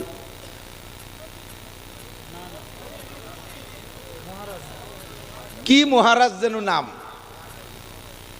আমরা এদিক তাকান, আমরা এই জায়গায় কত বয়ান করছি, এ গ্রামে গ্রামে মহল্লায় মহল্লায় মাহফিল হয়, কোন মাহফিলে কোন হিন্দুদের কটাক্ষ করে আমরা কথা বলি, তাদের মন্দির মূর্তি সম্পর্কে আমরা কোনো খারাপ মুক্তি করি? এত বড় মুহূর্তে দেখেন এই মাননীয় কি বলা হয় বিগত সরকার, শেখ হাসিনার সরকার যতদিন ছিল ক্ষমতায়, অতদিন বাংলাদেশের মুসলমানদের উপরে রাজত্ব করতে হিন্দুরা। আমরা মাহফিল করতে জন্য অনুমতি নেওয়া লাগতো, হিন্দুদের পূজায় অনুমতি লাগতো না। আমাদের মাইকি সাউন্ড বেশি হয়ে যায়, এতে শব্দ দূষণ হয় বিদায় আমাদের মাইক বন্ধ করে বক্সে ওয়াজ করা লাগছে। আর হিন্দুরাই একটানা 7 দিনের দিন 10 দিন পূজার মাইক এমন জোরে ধুমধাড়াক্কা চালায়, মসজিদে মুসল্লিরা নামাজ পড়তে পারে না, তাদের অনুমতি লাগে না, তারা এভাবে শব্দ দূষণ করে দেশে রাজত্ব চালাইছে। কথা বলেন ঠিক ঠিক না? আমাদের উপরে তারাই দেশে থেকে নির্যাতন করেছে, আমরা কখনো কিছু বলি নাই, আমরা কখনো কিছু বলি নেই, আল্লাহ দে ছেড়ে দিছি। আমরা তাদেরকে দেশের মেহমান মনে করেছি, মেহমানের মর্যাদায় রেখেছি। আমরা বাড়িওয়ালা হিসেবে আমরা আমাদের একটু লস মেনে নিছি। বোঝেন বাড়িওয়ালা আর মেহমানের পার্থক্য? আপনি আপনার এদিক তাকান, আপনার একটা ভাইয়ের একটা উদাহরণ দিলে বুঝতে সহজ হয়। আপনার একটা ভাইরা বাইরে আপনি দাওয়াত দিয়েছেন, এই ভাইরার একটা ছেলে 5 বছর বয়স, বহুকাল আসে না আপনাদের বাড়ি, এই বাচ্চাটা হওয়ার পরে কোনোদিন আসে নাই। আপনার আদরের শালি মোহাব্বতের ভাইরা একটা বাচ্চা হয়েছে, তাও সেরকম দেখতে, দাওয়াত দিয়েছেন, তাদেরও পয়সা করি আছে, আসছে আপনার বাড়ি বেড়াইতে, আসার পরে আপনারও 5 বছরই একটা আছে ছেলে। তো 2 খালাতো ভাই একসাথে ঘরের মধ্যে আনন্দ করে, খেলাধুলা করে, ফুর্তি করে। এই খেলাধুলার ভিতর দিয়ে আপনার ছেলে বাড়ির একটা গিলাস, কাঁচের একটা গিলাস, আগে ছেলে রূপবান গিলাস 1.5 টাকা দাম, মনে আছে নাকি, পচা কাঁচের গিলাস, ওই গিলাসেরটা তার হাতেতে ছুটে পড়ে ভেঙে গেছে। আপনি কি করেন, আপনার ছেলেরে যে ঘাট ঠাইসে ধরে ধমাধম 2 থাপ্পড় ভাঙ্গিয়ে ফেলাই দেবো, গুঁড়ো করে ফেলাই দেবো। আপনার বাইরা বাইসে ঠেকাইছে, 1.5 টাকা দামের রূপবান গিলাস ভাঙছে, আপনার ছেলে 2 থাপ্পড় দিয়ে দিয়েছে। কিছুক্ষণ পরে আপনার বাইরা বাইর ছেলে যে বেড়াইতে আসছে, সে যাই আপনার শোকেসের মধ্যে হ্যাঙ্গার ধরে নিয়ে আসছে, হ্যাঙ্গারের ভিতরে 12টা গিলাস, বেলজিয়াম গিলাস, এক একটা গিলাসের দাম 1300 টাকা। এই 12টা গিলাস দরিয়া নিয়ে স্লিপ করে পড়িয়ে সব কটা গুঁড়ো গুঁড়ো করে ফেলাইছে।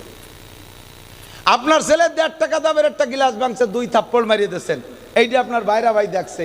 সেই ভাইরা ভাইয়ের ছেলে 12টা গিলাস, এক একটা গিলাস 1300 টাকা দাম, ভাঙ্গে গুঁড়ো গুঁড়ো করে ফেলাইছে। আপনার কেমন লাগতেছে এইটা অনুভব করে আপনার ভাইরা ভাই তার ছেলেরে যায় থাপ্পড় শুরু করছে, এক করে শেষ করে ফেলাই দেবো, আর কোনোদিনে বাড়ি আনবো না। আপনি সে সময় কী করবেন বলেন তো?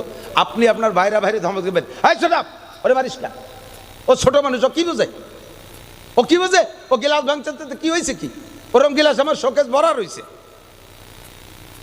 ওরে আর ফিরে মারলে কিন্তু খবর আছে, ওরে যদি আর মারিস ও জীবনে আমার বাড়ি বেড়াতে আসবে না, ও বলবে যে না খালা বাড়ি বেড়াতে যাবো না, ও বাড়ি গেলে খালি মায়ের খাওয়া লাগে, ওই বাড়িতে আর কোনো দিন আসবে না। এখন ভাইরা ভাই কি কয়, আমারটা 12টা ভাঙলো, তাতে তুমি মারতে যাও না, তোমারটা দিয়ে 1.5 টাকা দামের একটা ভাঙছে, তারে দিয়ে 2 থাপ্পড় দিলে, ওটা হলো বাড়িওয়ালা আর ওটা হলো মেহমান। ওরে যদি 1.5 টাকা দামের গিলাস ভাঙার পরে থাপ্পড় দূরে না দেয়, ও কয়েকদিন পর আমার শোকেস ভেঙে ফেলাই দেবে, গাজারটা আসাতি দেয়। একটু ইন্নালিল্লাহ পড়ি, ইন্নালিল্লাহি ওয়া ইন্না ইলাইহি রাজিউন। আমি এই জন্যই বলছি যে তোমরা এই কুয়োরা বাদ দাও, এই কারেন্টের উপর নির্ভর করো না, একটা জেনারেটর চালায় রাখতে হবে।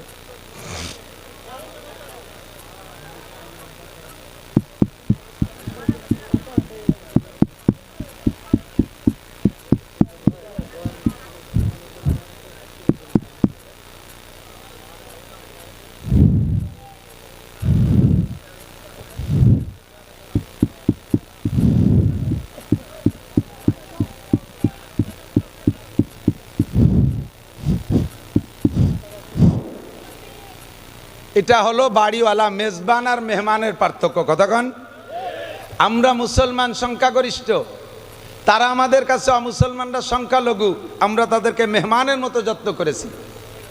আমাদের মসজিদ বাংলা সরকার মসজিদ বানায় দেয় নাই, তাদের মন্দির ভাঙলে সরকার তার চাইতে দ্বিগুণ টাকা দিয়ে মন্দির বানায় দিছে, ঠিক কি ঠিক না?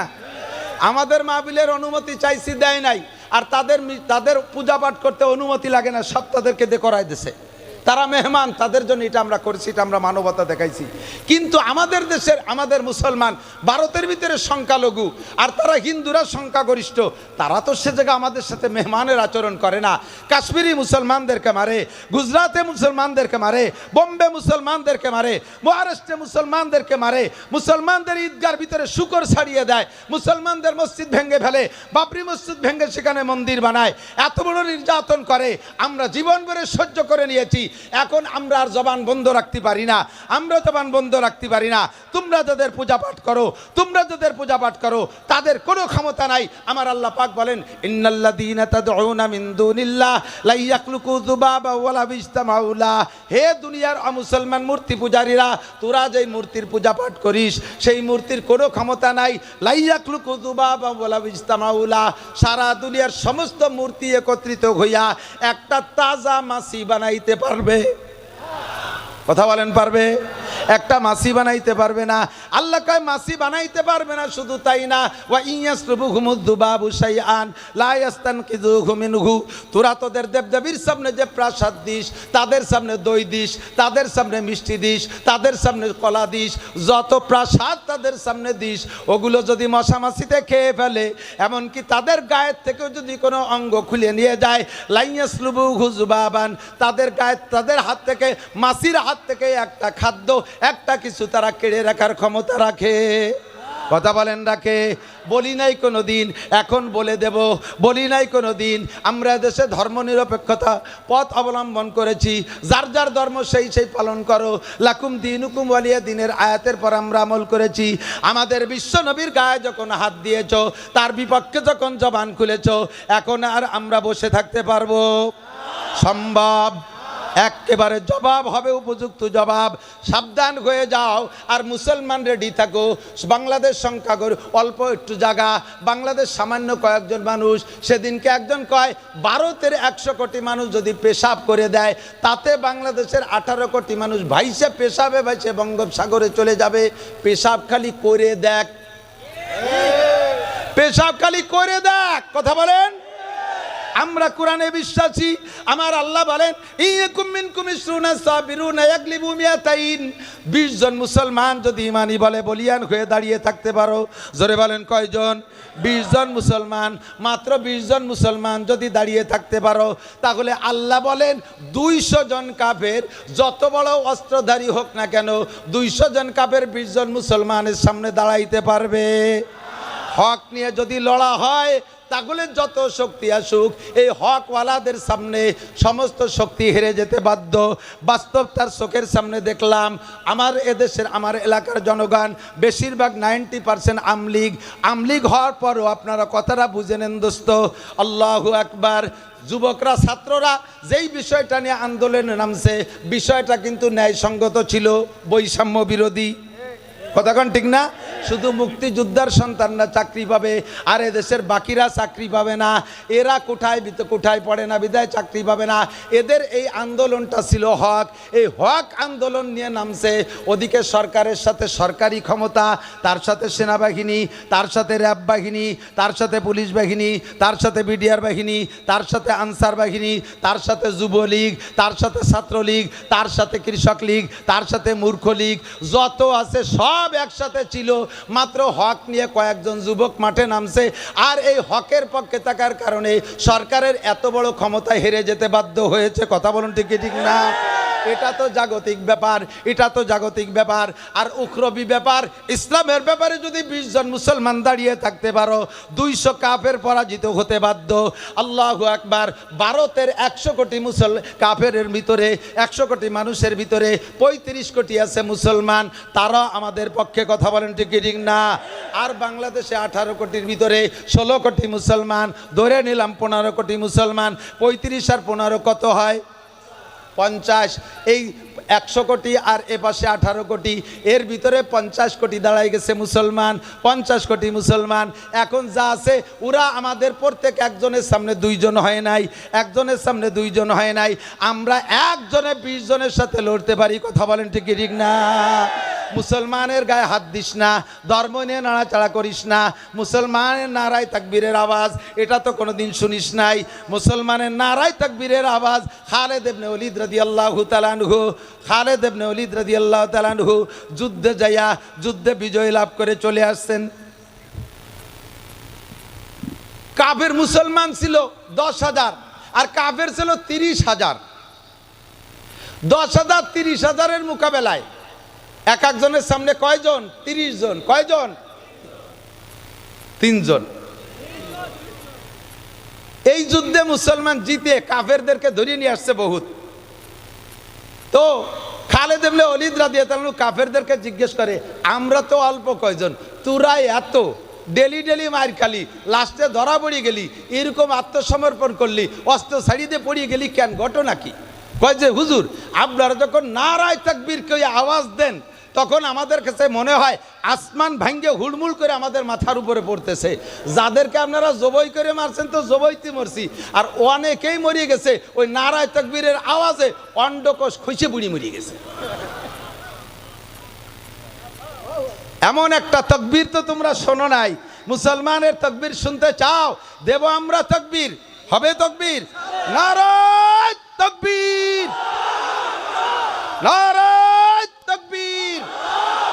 বিশ্বের মুসলিম, বিশ্বের মুসলিম এক হয়ে শুয়ে থাকলে হবে, এক হয়ে কেটে হবে, এক হও জিহাদ করো। বিশ্বের মুসলিম এক হও জিহাদ করো।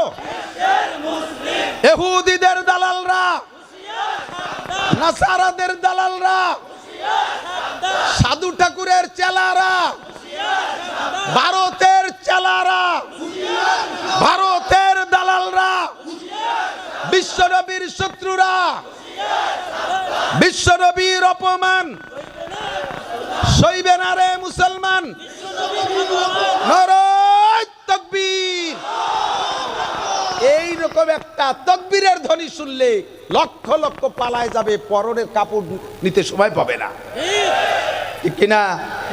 সহ্য করব না, বলি নাই, বলার ইচ্ছাও ছিল না, ব্যঙ্গ করি না, করার ইচ্ছাও ছিল না। কিন্তু কেন করাও? আমরা তোমাদের যাদের সম্পর্কে বলবো তোমরাই বলো। বা আরবওয়ালারা মূর্তিরে আরবিতে কয় সনাম, কি বলে? সনাম। এই সনাম পূজারী একজন, অনেক বয়স, 100-র উপরে বয়স, একটানা 80 বছর পর্যন্ত সে তার প্রতিজ্ঞা ছিল আমি যেখানে যাব সনামকে সাথে রাখবো, সনামরে পূজা করব, সনামের জিকির জপ। আমরা জিকির করি আল্লাহ, বলেন আল্লাহ আল্লাহ আল্লাহু আল্লাহ আল্লাহ আল্লাহ আল্লাহু আল্লাহ আল্লাহ আল্লাহ আল্লাহু আল্লাহ। সমাদ সমাদ, বলেন সমাদ সমাদ সমাদ সমাদ। কার নাম? আল্লাহর নাম। কুল হু আল্লাহু আহাদ, তারপরে আল্লাহু সমাদ, সমাদ আল্লাহর নাম। উনরা আরবিতে ওনাদের মূর্তি রেখে সনাম। এই সনামরে গাড়ে করে চলাফেরা করে সব জায়গায়। এক জায়গা যাইয়া ওর পেশা পাইছে সনাম রে, সনামের কাছে তো মুনাজাত করে, এটা দাও ওইটা দাও সেটা দাও, সব চায়। লক্ষ্মীর কাছে অর্থ চায়, লক্ষ্মীর ব্যাটের মধ্যে খালি খেয়ার, ও কি সাইডে ভয় সব তৈরি করে। সরস্বতীর কাছে বিদ্যা চায়, সে নিজেও তো জীবনে করে দিলে 1 লাইন স্কুলই পড়ে নাই, কথা কর না কে। দুর্গার কাছে ক্ষমতা চায়, সে দুর্গার ক্ষমতা কি? রাস্তায় দাঁড়ায় তুলি বেড়া কুত্তো তার নাক মুখ ভরে স্প্রে করে সুজায়, সে কুত্তো খেদানোর ক্ষমতা রাখে না, ঠিক কি ঠিক না? তার কাছে ক্ষমতা চায়, তো ক্ষমতা পাবা কার কাছে? ওই ভদ্রলোক এই সব তাই সনামের কাছে চায়। আজকে ওর রাস্তায় চলার পথে সনাম তো গাড়েই রয়েছে, সনামরে রাইকে পেশাব করতে গেছে, তো সনামরে রাস্তার পাশে থেকে পেশাব করতে গেছে, দেখে দূরিত্বে পেশাবের ভিতরে ফস ফস ফস ফস শব্দ আসতেছে, ওর পেশাব ছাড়াও পিছনের একটা শব্দ, দেখে যে কুত্তো সেই সনামের আগাগুলা স্প্রে করে দিছে। ও তো ওই পেশাবের মধ্যেই রেগে গেছে, আইসা সনামের ঠ্যাং দৌড়িয়া দমাদম পাথরের সাথে বাড়ি, তোরে শেষ করে ফেলাই দেব বদমায়েশ, আমার জীবনের সব প্রতিরক্ষার দায়িত্ব তোরে দিয়েছিলাম, তুই আমারে পাহারাদারি করবি, তুই আমারে বাঁচাবি, তুই আমারে হেফাজত করবি, তোর কি ক্ষমতা আছে? তোর সারা গা গোসল করাই দিছে কুত্তই মুতিয়ে, তাই তুই ঠেয়া তুই পারলি না, আর তুই আমারে কি উপকার করবি? কথা বলেন ঠিক ঠিক না? রাগিয়ে গেছে, বাড়ই দৌড়ে হাত পাও ভাঙ্গে, তারপরও মহব্বত তো একবারে শেষ করা যায় না। এরে নিয়ে আবারও জিকির করতে করতে যাইতেছে, তো সনাম রে নিয়ে সামনে বসে জিকির করতে করতে হঠাৎ মুখ থেকে বেরোয় গেছে সমাদ। কি বেরোইছে? সমাদ। এই সনাম রে 80 বছর ডাকছে, সনামে জবাব দেয় না। আর সনাম রে ডাকতে যে সমাদ মুখ দিয়ে বেরোয় গেছে, উপরে সমাদ জবাব দেয় লব্বাইক আল্লাহ লব্বাইক ইয়া আবদি লব্বাইক ইয়া আবদি, হে আমার বান্দা তুমি আমারে কেন ডাকলা? কন্না আল্লাহু আকবার। তুমি আমারে কেন ডাকলা? এমন একটা আওয়াজ উপর থেকে আসছে, মানুষের কণ্ঠের সাথে মেলে না, দুনিয়ার কোনো প্রাণীর কণ্ঠের সাথে মেলে না, একটা অপরিচিত কণ্ঠ উপর থেকে জবাব আসলো, ইয়া আব্দিলি মা দাওতানি, বান্দা তুমি আরে কি মনে করে ডাকলা? ওর ভিতরে একটা পরিবর্তন আইসা গেছে মুহূর্তের ভিতরে। আরে যারে জীবন ভরে সামনে রাইকা সনাম করে জিকির করলাম 80টা বছর, কোনোদিন আমারে জবাব দিল না, কোনোদিন আমারে জবাব দিল না। আর যারে ডাকি নাই তারে মনেও করে ডাকি নাই, বেশাকটা ভুল করমে জবান থেকে সনাম কইতে যে সমাদ বেরোয় গেল, আর সেই সমাদ আমার ডাকে সাড়া দিল। কাজেই সনাম আমার কেউ না, সমাদ আমার সব। আল্লাহ আমার রব, বলেন ওই রবই আমার সব। আল্লাহ আমার রব, ওই রবি আমার সব। সমাদ আমার রব, সমাদ আমার সব। ঠিক কি ঠিক না? বলি নাই করে দিন নীরবে পূজা পাঠ করে গেছো, সরকার বাহাদুর তোমাদেরকে সব কিছু বেশি দিয়েছে। আরে আমরা এই গ্যাঞ্জামের ভিতরে, বাংলাদেশের গ্যাঞ্জামের ভিতরে দেখেন উরাই বড় বেকায়দা, নিজেদের মূর্তি নিজেরা ভাঙ্গে, নিজেদের মন্দির নিজেরাই আগুন জ্বালাই দিয়া, স্থানীয় মুসলমান যুবকদের উপরে দোষটা চাপাই দিয়া এই দেশের মুসলমানদেরকে মাইর খাওয়াইছে। কথা বলেন ঠিক ঠিক না?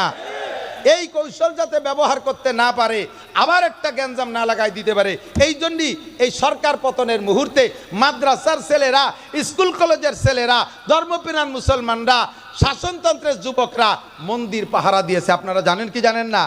মন্দির পাহারা দিয়েছে।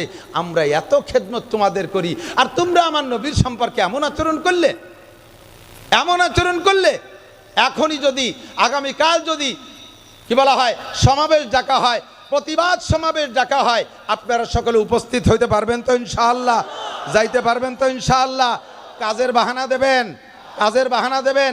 নবী না আসলে আপনি দুনিয়া আসতে পারতেন না, আপনার সব কাজ পড়ে থাকতো, আপনি কিছুই করতে পারতেন না। নবী আসার কারণে আপনার জন্ম হয়েছে। ও দোস্ত, আমার নবীর অপমান এইটা আমরা সইতে পারবো না। আগামীকাল যদি আমাদের ডাক আসে ইনশাআল্লাহ আমরা বেরিয়ে পড়বো, ঠিক আছে না? প্রতিবেশী গোপালগঞ্জ এরিয়ার মধ্যে যারা আসছেন, শুধু তারাই না, এ পাশেও বলমারিত গোপালগঞ্জের কাছ দিয়ে যারা আছেন, আগামীকাল আমাদের গোপালগঞ্জে সকাল 10টা থেকে 12টা পর্যন্ত এই প্রতিবাদ এবং স্মারকলিপি দেবো আমরা ডিসি মহোদয়ের কাছে, প্রেস ক্লাবের কাছে। রসুলের আশেক যারা আছেন, আশেকের রসুল যারা আছেন, খালি জিলাপি খাওয়া আশেক না, 12ই রবিউল আউয়ালে জশ্নে জুলুস করা আশেক না, আরে মিছিল দেওয়া আশেক না, অরিজিনাল আশেকের রসুল যারা আছেন, রক্ত দিয়ে হলেও, জীবন দিয়ে হলেও, পায়ে হেঁটে হলেও আগামীকাল গোপালগঞ্জ যাওয়ার চেষ্টা করা যাবে তো ইনশাআল্লাহ। বেশ কিছুদিন আগে, আরও বেশ কয়েক যুগ আগে, ভারতের ভিতরে আর এক বদমায়েশ ঠাকুর আমার নবীর নামে রঙ্গিলায় রসুল বই লেখছে, রঙ্গিলায় রসুল। এর ভিতরে নবীর অনেক কটূক্তি করছে। ভারতের এক যুবক মাদ্রাসার ছাত্র না, তবলিগের কোনো আমির না, ইসলামী শাসনতন্ত্র ইসলামী কোনো দলের যুবক না, এ আমার কলেজের যুবক, আমার স্কুলের যুবক, আমার জেনারেল স্টুডেন্ট। তোদের মধ্যে থেকে একটা যুবক সে তরবারি একটা চাদরের মধ্যে পেঁচাই নিয়ে ঠাকুরের গেটে যে বলছে, অমুক ঠাকুর কোথায়? বললো যে ভিতরে। কেন, কি খবর? তার সাথে আমার সাক্ষাৎ আছে। বলেন আগে কি সাক্ষাৎ? বলে না, দরকার আছে, আগে সাক্ষাৎ করতে দেন। ভিতরে চলে গেছে, যার অনুমতি দিয়েছে, যাইয়ে সামনে বসে বলছে, এই তুই আমার নবীর সম্পর্কে এই গুস্তাখি আলোচনা তুই করেছিস? আমার নবীর সম্পর্কে এই তুই লিখছিস? সে জানে যে আমরা ভারতের মহাশক্তি, আমরা ভারতের মানুষ, আমাদের সামনে আবার কে আসে? আর গেটে তো আমার পাইক পেয়াদা আছেই। ও বলছে, হ্যাঁ লিখেছি, তোমার নবী এই দোষে দোষী, তোমার নবী চরিত্রহীন ছিল, তোমার নবীর শরিয়াতে 4টে বিয়ে করার অনুমতি আছে, কোরআনে বলছে, আর তোমার নবী 9টা স্ত্রী ব্যবহার করেছে, তোমার নবী শরিয়াত বিরোধী কাম করেছে। জোরে কন্যা নাউজুবিল্লাহ। বলার সাথে সাথে একে কোপে গর্দান আলাদা করে দিয়েছে। মাদ্রাসার ছাত্র না, মুহাদ্দিস মুফতি মুহাদ্দিস শাইখুল হাদিস না, এই যুবক কলেজের যুবক, এই স্টুডেন্ট, তোদের মতো একজন জেনারেল শিক্ষিত যুবক, তার ভিতরে সে হয়তো নামাজ পড়তো কিনা পড়তো আল্লাহই ভালো জানে, নবীর শানে বেয়াদবি সহ্য করতে না পাইরা যে সরাসরি নিজ হাতে তার প্রতিবাদ করেছে, অ্যারেস্ট হয়ে গেল, সরকার নিয়ে গেল, ট্রাইব্যুনাল কোর্টে তার দ্রুত বিচার হয়ে গেল, বিচারের রায় ঘোষণা হয়েছে, আগামীকাল তার কি হবে? ফাঁসি হবে, আগামীকাল ফাঁসি হবে। ফাঁসির সংবাদ এর কাছে যদি আসে, ও কান্দে না হাসে? এই আপনাদেরকে ফাঁসির হুকুম হলে হাসবেন না কানবেন? কানবে না? পাগল হয়ে যাবে না? যুবকের কাছে যখন ফাঁসির ঘোষণা চলে গেছে, কোর্টের থেকে খবর পৌঁছানো হলো আপনার আগামীকাল ফাঁসি হবে, যুবক চেহারাটা খুশিতে হলুদ হয়ে গেছে। কোন সুবহানাল্লাহ। চেহারাটা খুশিতে হলুদ হয়ে গেছে, হাসতিছে মুস্কি মুস্কি। কোর্টের লোকে জিজ্ঞেস করে, তোমার আগামীকাল ফাঁসি হবে, তুমি এত আনন্দ খুশি হচ্ছ, হাসছো কেন? কয় যে তা তোর কাছে বলে লাভ কি? মুসলমানরা আসছে, তুমি এই ফাঁসির খবরে হাসছো কেন? তুমি তো কাঁদবা। কয় যে গত রাত্রে আমি স্বপ্নে দেখি বিশ্বনবী মুহাম্মদুর রাসূলুল্লাহ সাল্লাল্লাহু আলাইহি ওয়াসাল্লাম আর 4 খলিফা সাথে আমাকে জান্নাত থেকে ইস্তেকবাল অভ্যর্থনা জানানোর জন্য আমার কাছে চলে আসছে। আমাকে নবী পাক হাত ছাড়ি দিয়ে বলছে, তুমি চলে আসো, কালকে আমার সাথে একসাথে জান্নাতে থাকবা। আমার একটা জীবন চলে গেলে আমার দুনিয়ার সব সাথ শেষ, আমি নবী পাকের সাথে জান্নাতে থাকবো, আমার নবীর সাথে জান্নাতে থাকবো। মাররা মিনকুম মুনকারান ফালইয়ুগাইরু বিয়াদিহি, যদি ইসলাম বিরোধী কোনো কিছু দেখো, শক্তি থাকলে হাত দিয়ে প্রতিবাদ করো। কথা বলেন ঠিক কি ঠিক না? ফাইল্লাম ইস্তাতিফা বিলিসানি, না পারলে কমপক্ষে জবান দিয়ে একটু বলো। ফাইল্লাম ইস্তাতিফা বিকলবিহি, জবানও যদি না খুলতে পারো, অন্তরে ঘৃণা করো। অন্তরে ঘৃণা করাকে বলছে আযাফুল ঈমান, এটি ঈমানের সবচেয়ে দুর্বল পয়েন্ট। আমরা অত দুর্বল না, আমরা এখনো জবান তো চালাইতে পারি। কথা বলেন ঠিক ঠিক না? আর হাত চালানোতে সমস্যা, হাত চালানোতে সমস্যা, একটু হাত খোলেন। আফগানিস্তানের মানুষ মুসলমানরা কয়েক মোল্লা মাত্র 42টে মাশাআল্লাহ হাত নামান, 42টে শক্তিধর দেশ সমন্বয়ে এই বাহিনীর নাম ছিল ন্যাটো। মুল্লারা সায়েন্স পড়ে নাই, বিজ্ঞান পড়ে নাই, বোমা বানাইতে পারে না, রাইফেল বানাইতে পারে না, কোনো অস্ত্র বানাতে পারে না। চায়নার থেকে কিছু পাইছে, রাইফেল বন্দুক, তার নাম হলো ক্লাসিনকভ। এই ক্লাসিনকভ দিয়ে বিদেশের 42টে রাষ্ট্র শক্তিশালী দেশের সমস্ত সমরাস্ত্রকে একেবারে কেড়ে রেখে দিয়া 8,000 মার্কিন ডলার, 8,000 কোটি মার্কিন ডলারের অস্ত্র কেড়ে রেখে দিয়ে তাদেরকে খালি হাতে জুতোর মালা গলায় দিয়া তাদের পরনের পাশায় প্যান্টও পরতে সুযোগ পায় নাই, এভাবে তারা পালায় চলে গেছে মোল্লাদের ধাওয়ায়। কাজেই আমাদের হাত গুটিয়ে রাখার সুযোগ সময় নাই। কথা বলেন ঠিক কি ঠিক না? ফিলিস্তিনের 40 লক্ষ, ফিলিস্তিনের কি বলা হয় 23 লক্ষ মানুষ, 23 লক্ষ মানুষ গাজার ভিতরে, তাদের ভূমি আয়তন কতটুক জানেন? কাশিয়ানি থানা অথবা আল বলমারি থানা পরিমাণ, 42 কিলোমিটার লম্বা আর 12 কিলোমিটার চওড়া। বলেন তো কতটুক জায়গা? আমার মনে হয় 2-3টে ইউনিয়নের জায়গা, ঠিক না? এই জায়গার সাথে এই কয়জন সাধারণ পাবলিকের সাথে আমেরিকা লড়তেছে। ইসরায়েল তো ফেসে, অস্ত্র দিচ্ছে কে? আমেরিকা দিচ্ছে, ব্রিটেন দিচ্ছে, যুক্তরাজ্য দিচ্ছে, পশ্চিমারা সবাই তাদেরকে অস্ত্র দিচ্ছে। একটা বছর পর্যন্ত মুজাহিদদেরকে হারাইতে পারে নাই। এ কাফেরের দল, ইহুদ নাসারার দল, জেনে নে, আমার নবীর সৈনিকদেরকে খেপাস না। যদি খেপে যায় বিশ্ব মুসলিম, ইনশাআল্লাহ এই পৃথিবীতে তোরা পা রাখার জায়গা পাবি না। কথা বলেন ঠিক ঠিক না? প্রস্তুত আছেন তো ইনশাআল্লাহ? প্রস্তুত আছেন তো ইনশাআল্লাহ? আমার বয়ান সময় শেষ, এরপরে আসবে ইশার আজান হবে, নামাজ হবে। একজন মানুষ যদি আজকে এখান থেকে নামাজ ছাড়া উঠে চলে যাও যুবক, তাহলে প্রমাণ হবে তুমি মুহাম্মদুর রাসূলুল্লাহর সঠিক সৈনিক নও, তুমি মিথ্যাবাদী। এখানে অনার্থক হাত জাগাইছো। রসুলের সৈনিক হিসেবে প্রমাণ দিতে অজু বানায় এই জামাতের সাথে, বড় জামাতের সাথে নামাজ হবে। নামাজের পরে মিজানুর রহমান ফরিদি, একজন উঠবেন না, আমার কথা আছে, একজন উঠবেন না, মিজানুর রহমান ফরিদি, অবশেষে আরিফ বিন হাবিব সাহেব, আমার বাংলাদেশের বর্তমানে আল্লামা হিসেবে যাকে বলা যায়, একবার তাজা কোরআন হাদিসের রেফারেন্স দিয়ে বয়ান করবে। আমরা শেষ পর্যন্ত শুনবো, থাকবো তো ইনশাআল্লাহ, বেয়াদবি মোটে করবো না। আমরা ইনশাআল্লাহ প্রস্তুত থাকি। আল্লাহ তাআলা আমাদেরকে এই জিহাদের ময়দানে শরীক হওয়ার তৌফিক দান করে, বলেন আমিন। আগামীকাল গোপালগঞ্জের এই প্রতিবাদ মিছিলে আপনাদেরকে